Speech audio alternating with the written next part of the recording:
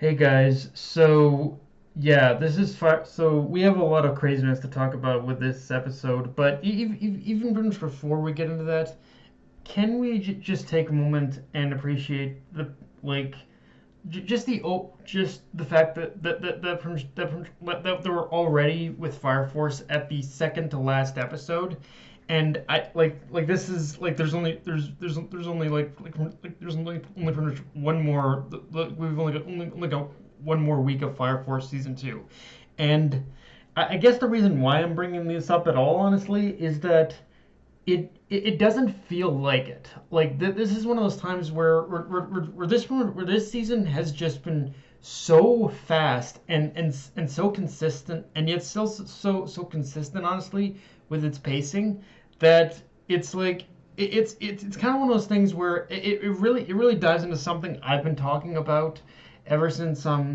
ever since season two started, which is that when it came to season one, that was basically the season that kind of laid the groundwork and pretty much and got us introduced to the world, the characters, all that.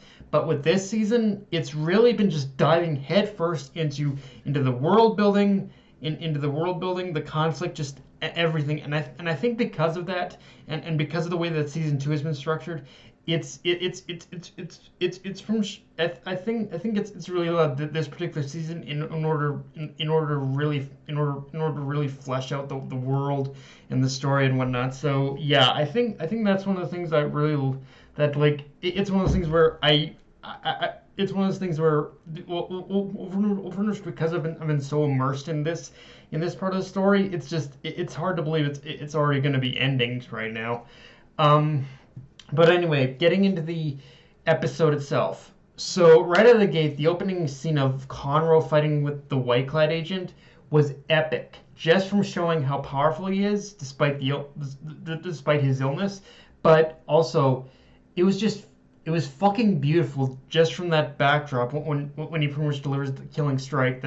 That single frame alone, look with the backdrop with the very detailed like with the very detailed Japanese backdrop, it it looked like something you'd see in a painting or a wall scroll. Like the visuals in that one scene alone made this episode for me, and honestly, made this episode for me. And honestly, the visuals they only kept getting better as the episode progressed, and there were so many frames and scenes you could literally pretty much pick out of the episode, capture in the moment, and hand and like put and pretty much place on your wall. Like art and animation was that damn good. It was just so immersive and just so lively, this episode. Like, I'm not saying we haven't had moments like that before, but there was something very particularly interesting in just very particularly beautiful about the way the artwork was handled in this episode.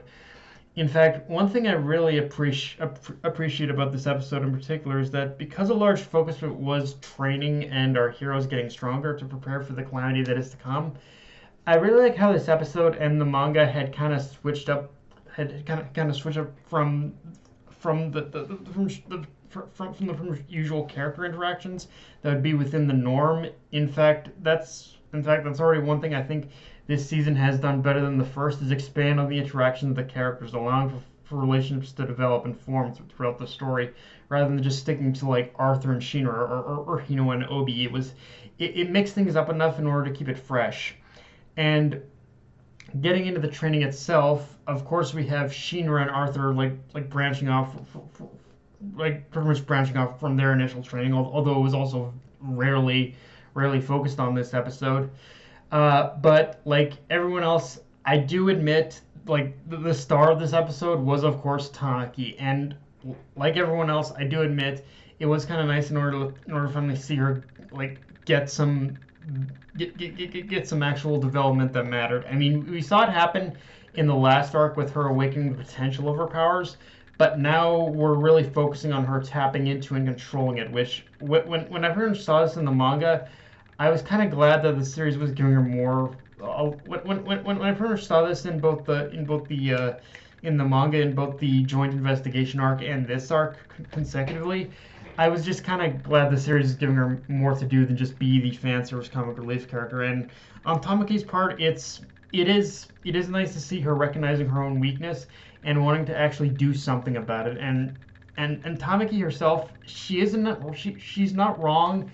Like, she's not wrong. When you look back on what happened in the joint investigation arc, in the moment, those lives lost were meaningless and could have been saved. And seeing it happen in front of her was basically was the push over the edge she needed. Like, up until this point, there's a lot where she's felt helpless and felt hopelessly like unable to do anything. But this, like what happened in the joint investigation arc, that was the one that finally pushed her over the edge. Um, in order to finally step up and say, I need to get stronger. Which, yeah, you could argue it could have happened a little bit sooner, but I think it. I think that there was enough buildup. The buildup was enough in order to say that, yeah, this is the moment for her to finally step up to the plate.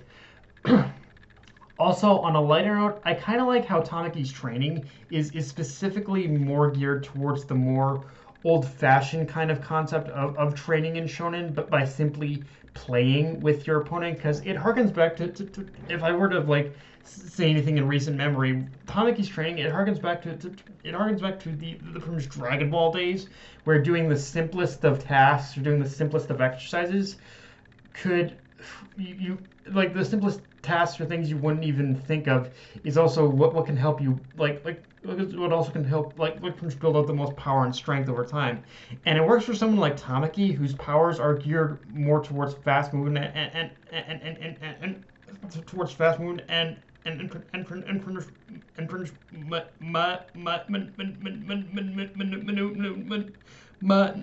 maneuverability. So while Tamaki might not be aware of it, I don't know how much Tamaki was aware of it in this episode, but just by doing the simplest thing of chasing the twins around, she was was progressively growing stronger and stronger, up until the point where she finally unleashed her true power. And I think it was also teaching. I think this was also meant to teach Tamaki a very key lesson of not underestimating her opponent just by how they look, and being able to think on her feet, which I think is something even more important for her to learn. Because as we've seen up to this point, and even from her flashback, Tamaki has always been someone who just went with the flow and agreed with people and assumed everything would turn out alright if she did that. But she never tried to think much about what she wanted. And by confronting those fears and insecurities, it was her own release. It was her own emotional release, and because of that, and because she was able to let go of all that, she and because of her power her power was able to be released as well. Like, she was consciously suppressing her own power, but by releasing all that, she was able to say, she was able to release, she was able to do what she did. Like, it's kind of a mental thing where you end up kind of just feeling insecure about something, but in the end, by pretty much by allowing yourself to let go, you basically realize your true potential. And that's kind of what happened here, is that Tamaki was just kind of suppressing her own power, but by letting go of it, she was pretty much able to do what she did. So, yeah. Of course, the episode didn't shy away from giving us a lot of world building with pretty much Adola either in this episode, because we also get into the idea of the demon connected to of the demons you've been seeing in the Adola world connected to a person themselves. And the demon itself isn't so much just a random infernal, but more the demonic mirror of that person. And this is huge for a number of reasons, because on top of the fact that it means that the person that Shinra thought was his mother is actually himself, it also dives in deeper into the lore of the fire powers in this world, and how the source of where people like Shinra draw their power from isn't just from the Adola, but they're actual drawing it from their